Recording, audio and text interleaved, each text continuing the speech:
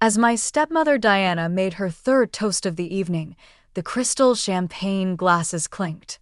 With her beautiful outfit glistening in the ballroom lights, she declared, "To my darling husband's retirement and to selling this tired old company for something more exciting." Despite his best efforts to conceal it with a smile, I saw my father's face droop a little. For 30 years, he had dedicated his life to building chin manufacturing from the ground up.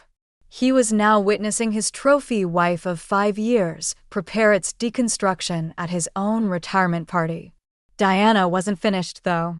Her icy gaze found me on the other side of the packed room. She spoke loudly enough for everyone to hear. Of course, some people thought they'd inherit this company. The idea that Daddy would entrust a multi-million-dollar company to someone who can't even sustain a relationship for more than 6 months is heartbreaking, Alexandra. The silence in the room became uncomfortable. While some board members shuffled awkwardly, others feigned interest in their drinks. As usual, my father remained silent and simply gazed at his shoes. "Really, it's for the best," Diana added, her tone brimming with phony pity. "It takes maturity, experience, and a proper family image to run a business." In reference to her recent declaration that she was attempting to provide my father a legitimate successor, she gave a heartfelt pat on her wonderfully flat stomach. My cheeks burned, but I maintained a neutral expression. Give her a chance. She didn't know what was going to happen. "Alexandra, would you like to say something?" Diana asked in a kind way. "Maybe congratulate your father on his retirement and his prudent choice regarding the future of the company?" I smoothed my black blazer as I gently stood up. I was young for a CFO at 28, but I had merited every promotion in the company. Diana was unaware of that. After my mother passed away, she believed that I was just another middle manager who had been retained because of my father's remorse. In fact, I continued in a calm, clear voice, "I do have something to say." As I made my way to the middle of the room, Diana's smile got bigger. She most likely anticipated sobs, entreaties, and perhaps even a scene. I took a big envelope out of my briefcase instead. Speaking to the entire group, I started, "Chin Manufacturing underwent a quiet restructuring 6 months ago. It was unanimously approved by the board." I looked at a few board members who gave me a small nod. My father transferred majority ownership to a new holding company. Diana's smirk faltered slightly. My father finally looked up, confusion crossing his face. "The holding company is called NLW Enterprises," I continued, enjoying the way Diana's perfectly made-up face scrunched in confusion. "NLW stands for Mary Louise Wong, my mother's name."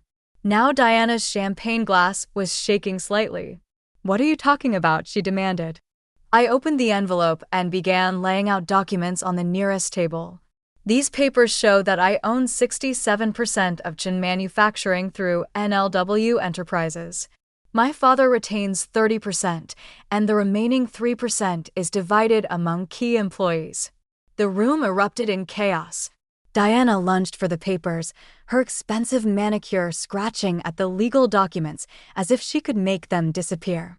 "This is impossible," she shrieked. "James, tell her this is impossible." But my father was smiling, really smiling, for the first time in years. "It's all legal, Diana," he said quietly. "Alexandra earned this. She's been practically running the company for the past 2 years while I've been distracted." He looked at me apologetically. But Diana sputtered, her face turning an alarming shade of red beneath her makeup. "We have plans. The house in the Hamptons, the yacht club membership." "About that," I said, pulling out another document. "As majority owner, I've been reviewing all company expenses, including the rather generous consulting fees being paid to your brother's fake marketing firm and the business trips that somehow always ended up at luxury spas." Diana went pale. "You wouldn't dare." "I already have. The board has approved a full audit. The police are very interested in some of the more creative accounting you and your brother arranged. James." Diana whirled on my father. "Are you going to let her do this to me, your wife?" My father stood straighter than I'd seen him stand since my mother died. "My late wife, Mary, helped me build this company," he said firmly. "She made me promise it would go to our daughter when the time was right. Alexandra has proven herself more than capable. And you?" He shook his head sadly. "You proved yourself too, just not in the way you intended." Diana's carefully constructed world was crumbling. Her designer purse fell open as she grabbed for her phone, spilling its contents across the floor. Among them was a small USB drive that I recognized, one that had gone missing from my father's office months ago, containing proprietary company designs. "Looking for a buyer for our trade secrets?" I asked quietly, picking up the drive. That would explain all those lunch meetings with our competitors. Diana's face contorted with rage. She raised her hand as if to slap me, but my father caught her wrist. "Security will escort you out," I said calmly. "Your personal belongings will be shipped to you, after they're checked for any other company property, of course." "And Diana?" I smiled sweetly, channeling her own fake sympathy. "Don't worry about the prenup. It has a lovely clause about corporate espionage." As security led a screaming Diana away, the room buzzed with excitement. Board members came to congratulate me. Employees who'd suffered under Diana's reign looked relieved.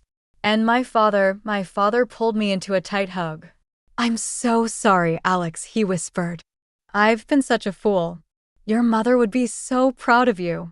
I hugged him back, breathing in the familiar scent of his aftershave. "I know, Dad. I know."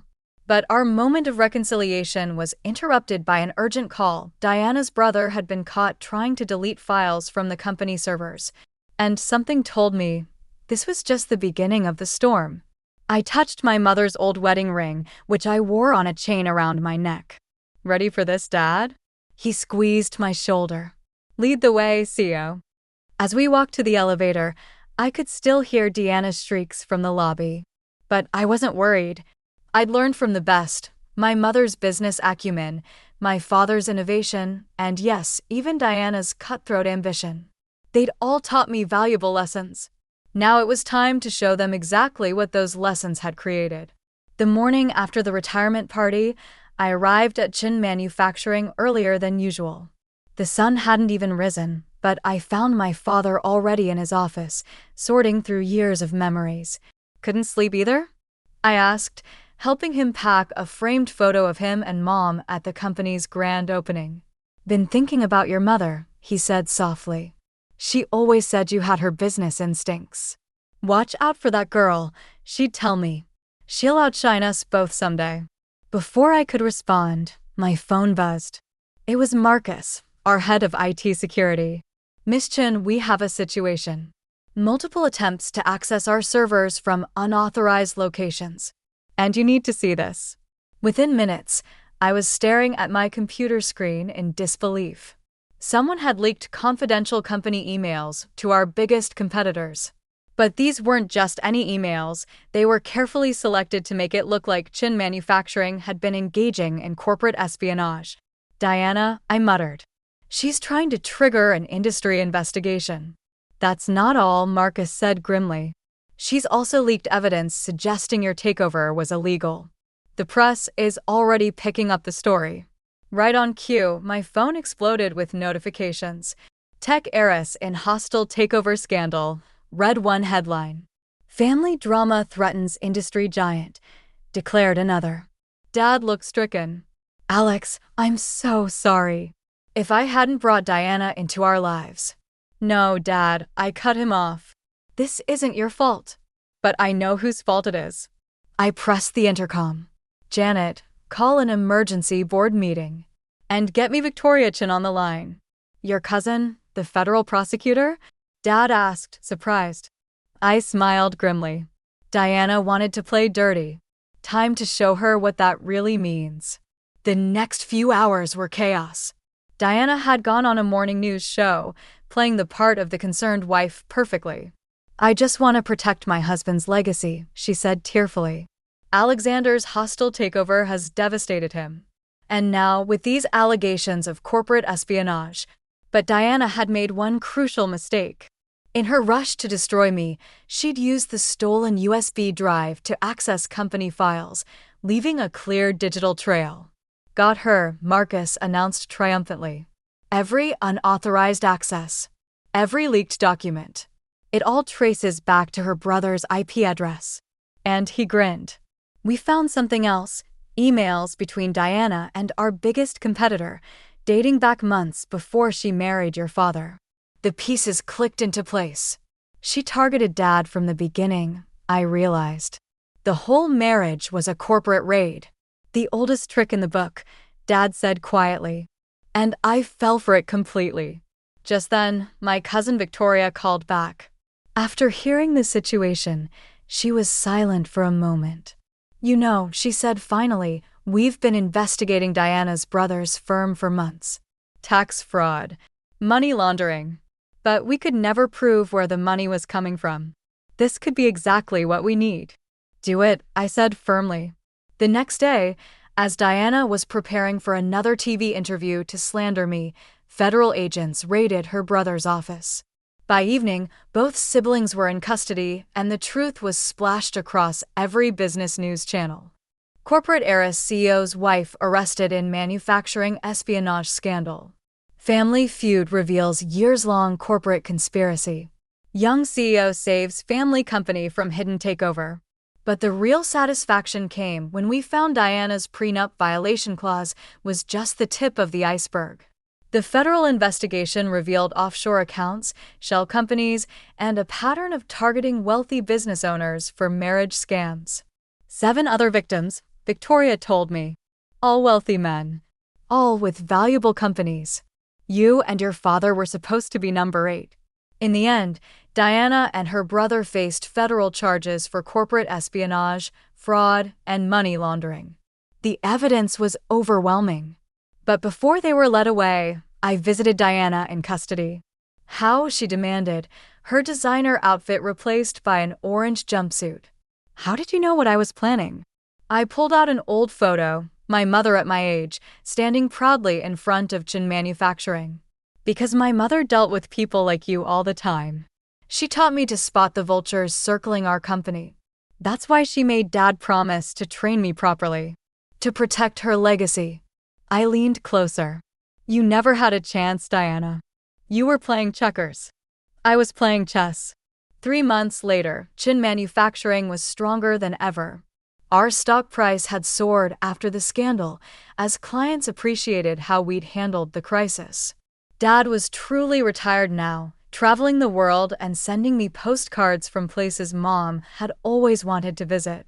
As for me, I hung Mom's photo in my office, the CEO's office, right next to the latest company achievement.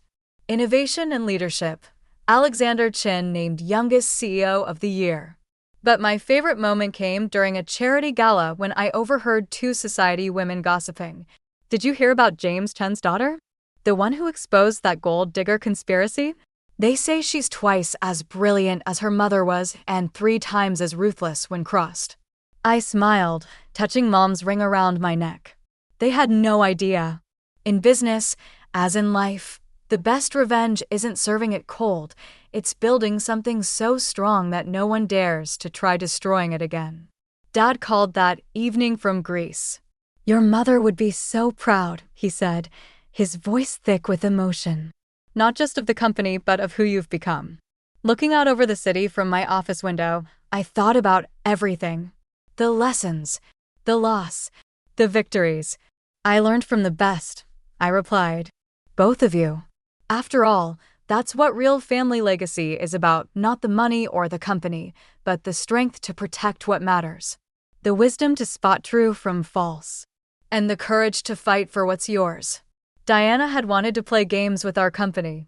Instead, she helped make me exactly the CEO Chin Manufacturing needed, one who could spot a threat from a mile away and handle it with the perfect mix of grace and steel. Just like Mom would have done.